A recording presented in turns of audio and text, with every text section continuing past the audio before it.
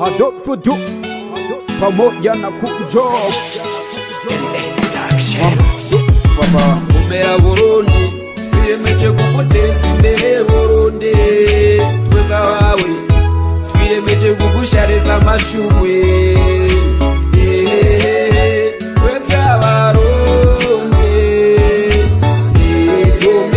twebwe abarundi komera Burundi ni wowe wanyibarutse urandera ndakura mu kuguteza imbere nzoza mu bambere kuko nzi kudahari jewe notera imbere sio Kiyago yake napenda babako tagipata wengi kibao wanakufa na ndoto zale nacha kwele na mda Chenya kenata kwa kumambago Rikesho afadhali mala katika dunia Hakuna jemede hapi na damu sote ni sawa Usi watu nugali ila fana kila moja Waze mambo mbali mbali yo malu sugope nyuki Mudu nipenda asali nachotakiwa kwa mini kwamba mesha ni safari Alianza chancho amisi jambri kimasa jazaliwa Wota ni gufa masinu sisema kubalikiwa Yes bakunzi ba Kiyago Media TV nkuko musanzwe mudukurikirana hirya no hino mu micungararo y'igisagara ca Bujumbura no mu ntara za ruguru n'ababa bari mu mahanga za diaspora twarabaramukije cyane tukaba dufite ikiganiro kidasanzwe cyo kwitaho umuvukanyi Arwaye cyane umuvukanyi yashoboye gukora indirimbo yo mu 2015 muri 2015 igihugu cy'u Burundi bitari bimeze neza cyane arasohora indirimbo yitwa Komera Burundi ibi indirimbo ya mbere itogwa mu Burundi bwose uno munsi akafise ikibazo akabagwaye mugabo twashimye kumugendera kugira dushobore kugira ico dushikirije abantu bose bafise ico boshobora guterera kugira ngo ashobore kuvuzwa ubwiwe araza kutwibwirira idonido. Yes, kurikirana Kiyago Media TV mutibagiye ko muri kumwe na Chris Miguel kuri microphone, kuri cameraman muri kumwe na Saitouch.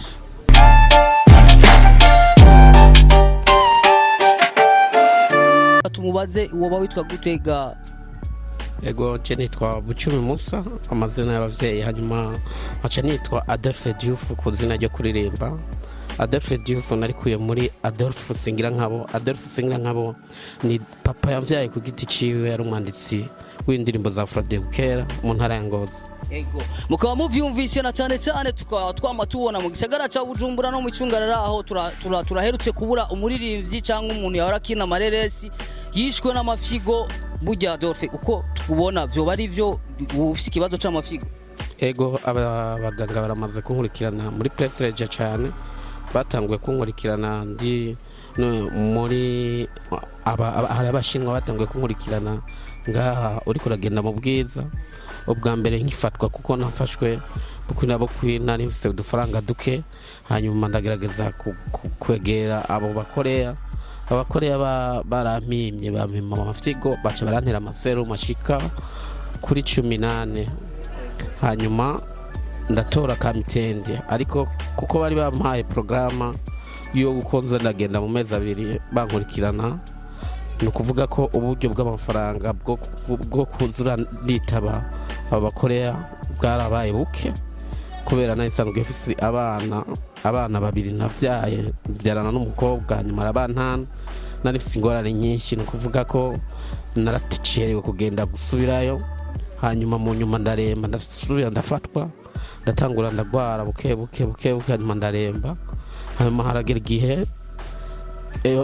ndembye nyene cyane acaragera igihe narembe ndi muri ville cyandarondera hari umutama narondeye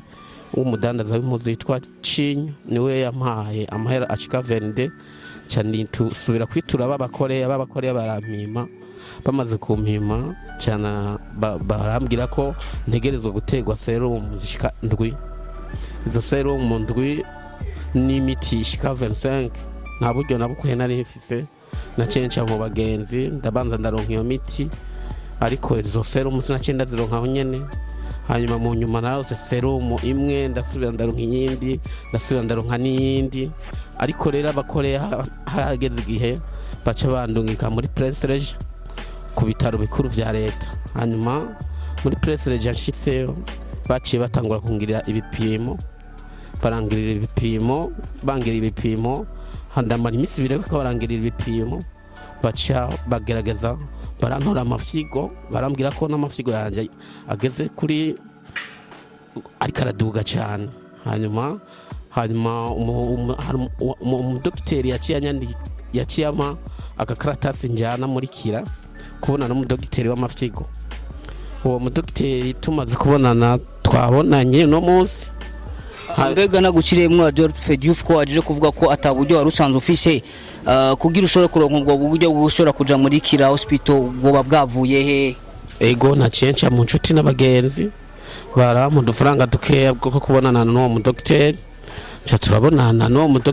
umudokiteri gushikura no munsi nawe ni yabonye ko mbabaye cyane.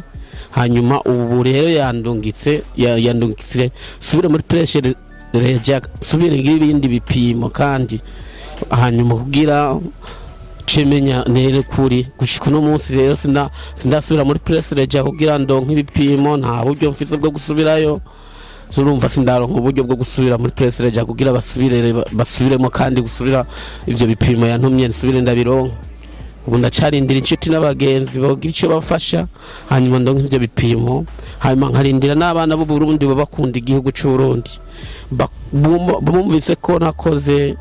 ibikomeye mu ico gihe mu 2015 kuko murazi ko abarundi bari mu kangaratete barabana y'ingwe mu guko ijya ndirimbo komera Burundi nayanditse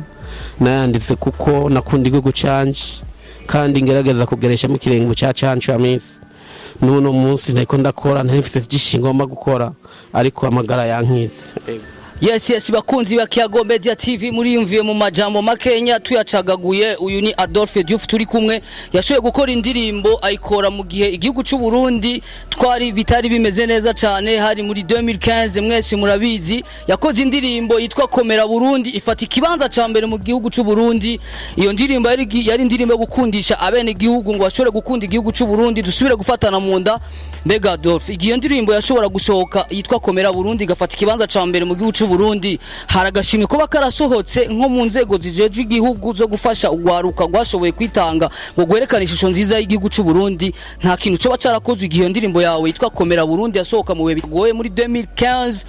nta kintu cyo bacarakozwe kugira ngo bashore kugushimira ga Adolphe. Gushika no munsi ndacarindiriye amaso yaheze mu nzira ndazi ko iyo ndirimbo abantu bayibonye guhera mu 2015 yaciye kuri RTNB cyane yarakoze cyane. None yashoboye guca kuri RTNB yarayishize kuri televiziyo ko nyene nta nagashimwe baguhamagaye ngo baguhereze ko yari indirimbo wasohoye mu bihe bitari vyoroshe mu bihe twese abaje numengo twari twahungabanye tutabona iyo tuva niyo tuja mu gihe washoboye guhaguruka uraja muri studio ukora indirimbo yitwa Komera Burundi ikaba yarerekanywe cyane kumbonesha kuri igihugu cy'u Burundi. Gute wavyifashemwe gute vyagenze gute waciye wicara uraceceka cyangwa waragiye kudodora ahantu hose yashoboka kuko indirimbo yawe nta kuntu gushoboka kumbonesha kure y'igihugu habure n'agafana bashobora kuguhereza Adolphe? Nyakamwe nyagimwe n'icyo nabonye kuko nta muntu numwe yigeza nyitura ahubwo abantu bagumye bambwira ati indirimbo yawe kwikora ibitangaza nta kintu baguha. Nanje nkavuga ati nakoreye igihugu ndacarindiriye gushika araheze imyaka irikirarenga 6 gushika no munsi nta muntu arangarukira ko avuga ati warakoze indirimbo nziza ica kuri RTNB igihugu. Oya nta numwe nta nikingorongoro ndaronka ndetse no mu ndirimbo z'amahoro kenshi zagiye zibatambira amahoro nagiye mburamwe mu kibanza nta kibanza nigeze ndonka. Nkabona ko kaba kankanzi bamwe ngira mu bamenyesha makuru bagerageza kufinya ibuto ariko nibinci intege jewe nivyanci intege nuko amagara nkitse ndacakorera igihugu canje cy'u Burundi. Nubu no tora mitende ndafise ibikorwa byinshi ndiko ndakora ngomba gukorera igihugu uri kurakora. Hari igihe umunsi umuzoshika nkahembwa bakanyumviriza gukunda igihugu canje nabigize umurage rusange ndagikundishe n'abasore abana abavukanyi bose bakunda igihugu. Nanivise n'indirimbo yitwa Ibanga y'ingo n'imibano niko ndategura ikomeye cyane ariko gushika no munsi nta kimwe ndiko ndakora ku buryo nta n'uburyo mfise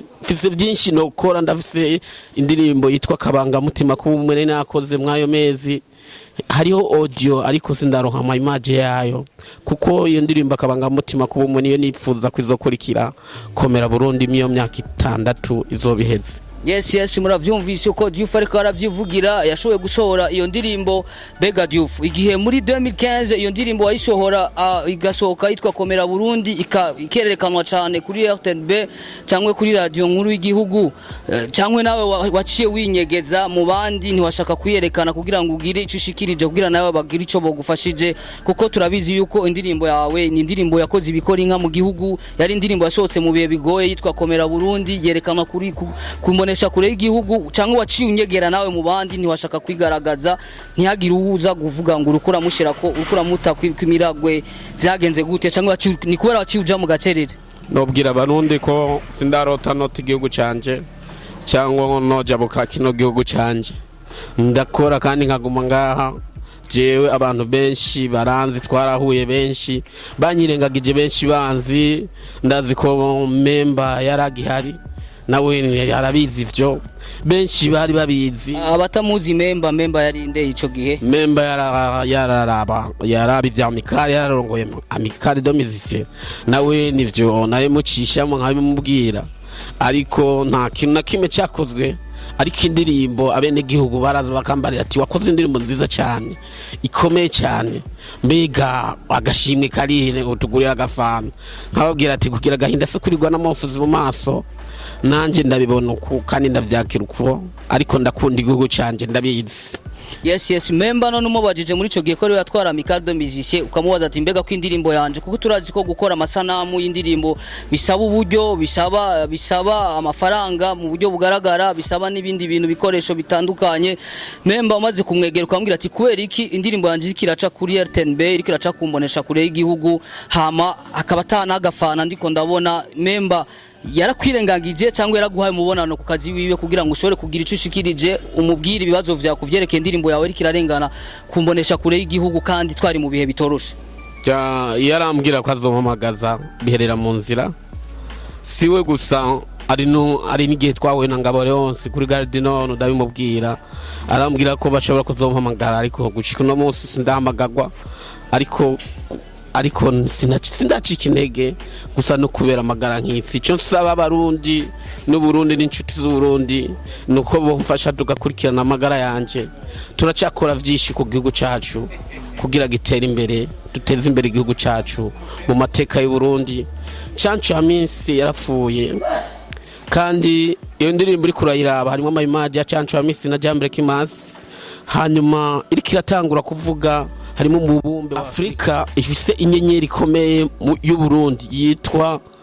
no kuvuga iyo nyenyeri ibonetse iratsa ikakiriza Afrika. Wowe urambwiye ko mwahuye na Ngabo Leonce kuri Gardinoro arakubwira ko ikibazo cawe agiye kugishikana imbere akubwira ko azokurondera mbega niho bayarakurondeye arakubura kubera ngiratama ata manimero y'amatelefone mwahanye cyangwa adashobora kuba yaramenye ahuba kuko abaririmbyi b'igihugu cyacu cy'u Burundi uno munsi uramubona aba muri quartier akahaba umwaka umwe cyangwa amezi ejo kumva yimukiye ahandi nibishobora kuba mwaraburanye ga Adolphe kugira ngo Leonce ashobore kugwereza amakuru akwiye ku kintu baba bamushikirije kubw'indirimbo yawe ari kiraca kumbonesha kure y'igihugu. Oya inomero zanje nazitanze harageze igihe twiyandikisha no mu vy'amahoro kuri RTNB kugira tuzoje mu ndirimbo z'amahoro na jewe naradepoje n'inomero ndazishirako ariko sinahamagawe mu izo ndirimbo z'amahoro nagumye numva abandi. Yes bakunzi ba Kiyago Media TV abari mu gisagara ca Bujumbura cyangwa mu ntara za ruguru n'abari mu mahanga uyitwa Adolphe Diouf akaba ari umwe mu baririmbyi bashoye gukora indirimbo mu bihe bitari vyoroshe 2015 asohora indirimbo yitwa Komera Burundi urumva ko afise n'agashavu ari karidoga ko indirimbo yiwe yashoboye guca kumbonesha kure y'igihugu cy'u Burundi ariko ntihagira n'ikintu na kimwe bashobora kumufasha cyangwa bashobora kumuterera kubwo mwese murazi yuko umuntu kugira asohora indirimbo en plus asohora indirimbo mu bihe byari bikomeye ishobora kwerekana kumbonesha kure y'igihugu ntihagira n'agafana bamuhaye umva ko n'agashavu ufise ndabesha Gado. Ego na Chancho Hamisi yararifanye ariko oya Chancho Hamisi yarapfuye nari muri generation yacu ndiko ndakubaza mbega wewe umaze kuvugana n'abatwara umuziki w'u Burundi ukabona ko indirimbo yawe iri kirerekanwa kuri RTNB kuri radio nkuru y'igihugu imbonesha kure y'igihugu ikomeye kandi kerekanwa mu gihe bitari vyoroshe cyane ariko Adolphe tugende buke buke twebwe nka jewe mu majambo make uko no wansanzwe ndakuzi bakina bayoya bakiri ngaha mu gihugu cy'u Burundi ba T-Max bakiri mu gihugu cy'u Burundi wewe narakubona usa neza umeze neza warasanzwe ufise akandi kazi kawe wakora mu soko mu nkuru ya Bujumbura nimba ntihenze egome narakora wakora ibiki nadandaza impuzu kandi nanifise umutahe ukwiye ariko nagize ibyago mu bandi nanjye mbura ivyanje bisha mu bandi ariko sindacika intege no munsi ego reka rero tugende buke buke Adolphe Diouf bayoye bakiri ngaha na ba T-Max nakunda kukubona muri kumwe cyane ahari novuga nimba ari muri Europe mu Burayi aho yo bari hose ashobore kubona ukuntu umerewe Adolphe Diouf cyatumye twicarana nawe uno munsi nuko twashatse kugira icyo twoshikiriza uburundi n'abarundi bakunda igihugu cy'u Burundi ndetse n'abanyamahanga bashoboye kubona iyo ndirimbo irakora ibikora inka mu gihugu cy'u Burundi irikirorekana ishusho nziza y'igihugu cy'u Burundi mu gihe hariho abandi bantu b'inyanka Burundi bariko barashobora gucafuza igihugu cyacu cy'u Burundi ariko bashobora gusohora indirimbo yitwa Komera Burundi yo guhuza abarundi no kubanywanisha ariko akaba atakintu na kimwe cyashoboye gukogwa ngo ashobore kuronka n'akarusho n'agatonya mu gihe iyo ndirimbo yerekanywe cyane Adolphe no musi Arwaye mbega Adolphe ko tuzi yuko abaririmbyi tumaze imisi tuko turabura abaririmbyi mu gihugu cy'u Burundi bishwe n'ingwara y'amafyigo mbega Adolphe ntivyo bari biyayura mutwe mwoba munywa cyangwa ibindi bintu mwoba munywa bituma byica umubiri wanyu umbabarire cyane mu kazi sanzwe nkoraneza kubaza ico kibazo kuko turaruka ku Burundi musore mwiza yahora akina ibintu by'amakomedia akongera akamuririmbyi harabonetse ko bashoboye kwegeranya amafaranga ashoboka kugira ngo avuzwe ariko Imana niyo yabishatse arapfa mu misi heze mbega Adolphe ntivyo bari ibintu mwoba mujya cyangwa mwoba mufata nk'abaririmbyi bituma vyonona imibiri yanyu mukagwara izo ngwara zibahitana no jewe ku giti ciwanje ndivugira ku giti canje kuva mvuka nta nzoga ndana hanyuma ikindi ndazi ko ibiyayuramutwe birabaho kandi ibiyayuramutwe uravye rero jewe nkora umudiho wa rap no muri legenda aririmba rap nukuvuga ko rap ukoresha inguvu nyinshi cyane ndiko ndagerageza gusiguza abaririmbyi bo hanze cyangwa bakora rap gusumba na jewe barambarira ko hariho byinshi nagiye mbura mu buzima ntajya ntaronkanja bishobora kuba vyaravuye kuri iyi ngwara tubona cameraman mureka ku maguru hiwe Diouf abatari ko baramenya igituma twicaranye no munsi twashoboye kugira ibishoboka kugira dushobora kuvugana nawe Diouf hari abantu bari bakumenyereye isoko itarasha wari umeze neza ufise amafaranga wifashe neza Diouf warashoboye gufasha abaririmbyi benshi nka T-Max sindiko ndamuvuga hari igihugu cyose yo barimwe muri Europe igihugu cy'u Burayi yo barimwo ambabarire cyane je narigeze kumwibonera n'amaso yanje mwicaranye warabafata neza ukabasororera ntaco bakuburanye warabafashe neza ariko no munsi uragwaye amafyigo wambwiye ugiye no kuri toilette urashobora ugiye ku mwanda mukuru urashobora gusohora amaraso gusa no kuvuga ugeze ahantu habi barundi kazi mushobora kuba mwarakurikiranye indirimbo ya Diouf yitwa Komera Burundi nashatse ko no munsi abantu bose bo barabonye iyo ndirimbo bakabona ko yashoboye kwitanga bashobore kugira ico bokora kugira ngo Diouf ashobore kuvuzwa ashobore kuronka uburyo bwo kuja kwivuza kuko nabandi vyarakozwe nashaka nsabe nk'umuririmbyi yitwa T-Max yashoboye kuririmba indirimbo yitwa Ndabaramutsa ico gihe yari inshuti cyane ya Adolphe Diouf naco yigeza muburana tumusabe cyane ko yoshobora gukorabora n'abandi malebo ari ngaha mu gisagara ca Bujumbura agashobora kuvugana nabo kugira ngo agire icokogwa Diouf ashobore kuronka uburyo bwo gushobora kwivuza kuko nawe nyene n'umuririmbyi nkabo ivyo